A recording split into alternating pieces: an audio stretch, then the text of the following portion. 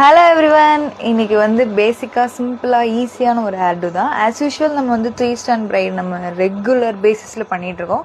இன்றைக்கி கொஞ்சோண்டு டிஃப்ரெண்ட்டாக 5 ஸ்டாண்ட் பிரைட் பார்த்துடலாமா? எப்போ எடுக்கிற மாதிரி தான், 3 கிடையாது 5. ஸோ ஃபஸ்ட்டு சைட்ஸை வந்து நீங்கள் பிரிச்சுடுங்க.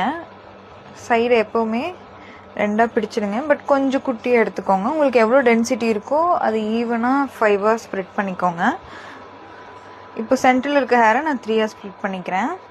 வந்து கொஞ்சோண்டு எடுத்து ரைட்டில் போட்டு நார்மலாக ஒரு 3 ஸ்டாண்ட் பிரைட் பண்ணுவோம் இல்லையா, அதே மாதிரி தான் நான் இப்போ பண்ணியிருக்கேன்.